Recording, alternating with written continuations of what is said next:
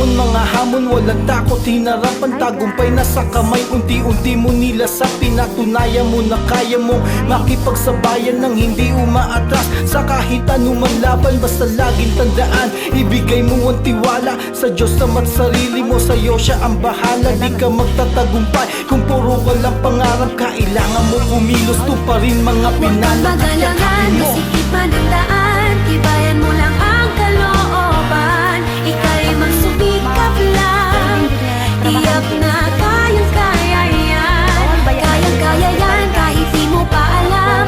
Kayang-kaya yan, agos lang ay sabayan. Kayang-kaya yan, kayang-kaya yan, kayang-kaya yan. Kayang-kaya, kayang-kaya yan. Ibang klase, lakas ang ipinapakita, determinasyong sasabog parang dinamita. Kahit mula sa kalye, kontrolado ang tigas. Ang dating mapusok, marahan at di na marahas. Natuto sa Brother kani si auntie guys, pwede ni siya mo abroad. Demand kaayo ang welder sa abroad. Pwede na mo mag-abroad. Apply na mo abroad.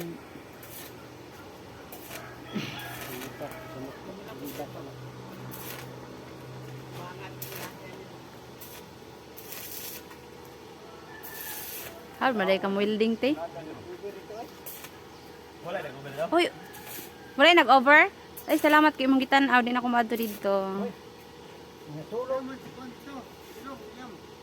Nag-over og tulog. Unya kay siya ra man pud isa. Sige sa may mogunit sa. Kay sanggol duki og si Dennis man nga wala man lang anhi. Pwede, tama na te. Kaya humanapad ko kuan. Humanapad ko vlog.